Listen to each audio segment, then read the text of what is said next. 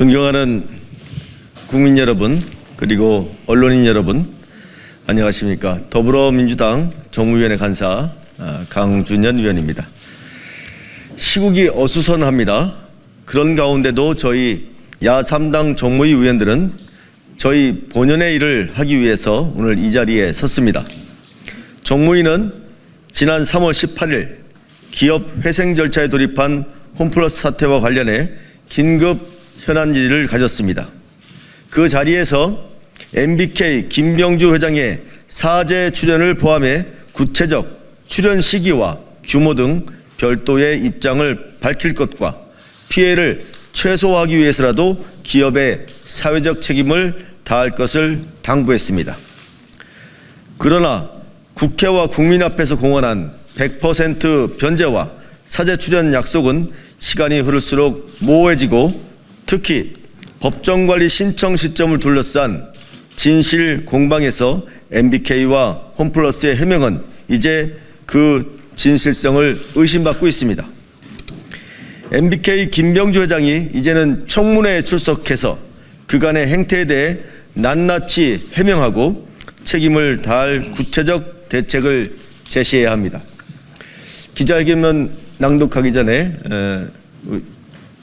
야3당 참석하신 의원님들 소개를 해드리겠습니다. 이인영 의원님 오셨습니다. 김남근 의원님 오셨습니다. 유동수 의원님 오셨습니다.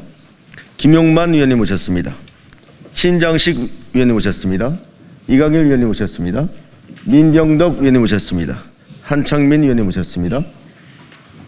김승원 의원님 오셨습니다. 강훈식 의원님 오셨습니다. 박상혁 의원님 오셨습니다. 지금부터 민병덕, 신장식, 한창민 의원님의 기자회견문 낭독이 있겠습니다. 더불어민주당 을지로위원회 홈플러스 TF 단장입니다.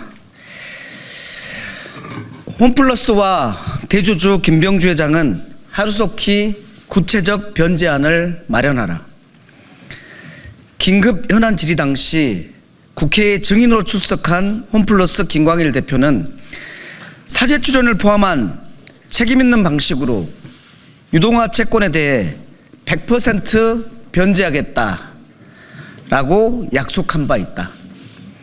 또한 지난달 21일 홈플러스는 입장문을 통해서 유동화 채권 전액 변제 약속을 재확인했다. 이는 국회와 국민 앞에서 공개적으로 한 발언이자 기업 신뢰를 회복하기 위한 최후의 약속이었다. 하지만 그 약속은 시간이 지날수록 조건부 변제라는 형식으로 퇴색해 가고 있다. 김 대표와 홈플러스가 여전히 책임의 피와 시간 끌기에 몰두하고 있는 것은 아닌지 의심하지 않을 수 없다. 조격신당 신장식입니다. 김광일 대표는 지난달 20일 회생법원에서 홈플러스와 3개 카드사 간 비공개 신문 과정에서 최장 10년 분할 가능성을 언급한 것으로 알려졌다. 사실이라면 이는 당초에 100% 변제 약속을 실질적으로 뒤로 미루겠다는 뜻이다. 이는 결국 무책임한 시간 벌기일 뿐이며 국민을 기만하는 처사이다. 공공성과 신뢰를 기반으로 해야 할 대형 유통기업의 사회적 약속을 스스로 저버린 것이다. 더욱 심각한 문제는 사죄 출연 약속이 여전히 구체적이지 않다는 점이다. 김 대표는 사죄 출연을 언급했지만 출연의 규모, 시기, 방식에 대해서는 지금까지도 아무런 설명을 내놓고 있지 않다. 심지어 회생법원 비공개 신문 과정에서도 사죄 출연 계획에 대해서는 일체 답변을 거부한 것으로 알려지고 있다. 구체적인 재원 마련 방안이 없는 소위 전액 변제 약속은 그 자체로 대국민 사기극이 될 수밖에 없다. 결국 대국민 약속을 이렇게 모호하게 미룬 채 방치하는 상황에서 국회가 청문회를 통해 진실을 밝히고 책임을 따져 묻는 것은 더 이상 선택이 아니라 필수이다. 이번 사태는 단순한 회생 절차나 계약 해석의 문제가 아니다. 유동화 구조의 불투명성과 기업의 책임 회피가 결합된 심각한 도덕적 해이이며 그 피해는 고스란히 일반 투자자들과 금융질서 전반으로 전가되고 있다. 그리고 그 책임의 정점에는 MBK 파트너스의 김병주 회장이 있다. 실질적 대지주로서 김병주 회장은 국회 청문회 출석에 지금의 상황에 대해서 분명한 입장을 밝히고 책임 있는 대책을 제시해야 한다.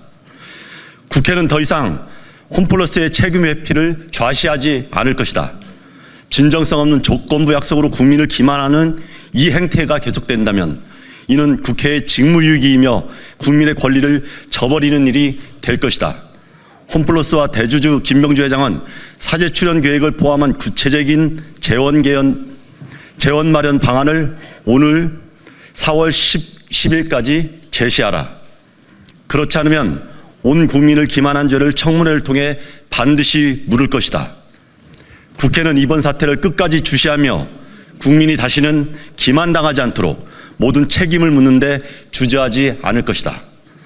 마지막으로 피해자의 마음을 담아 여야가 이미 합의한 홈플러스에 대한 국회 청문회를 조속한 시일 내에 개최해 줄 것을 여당에 촉구한다.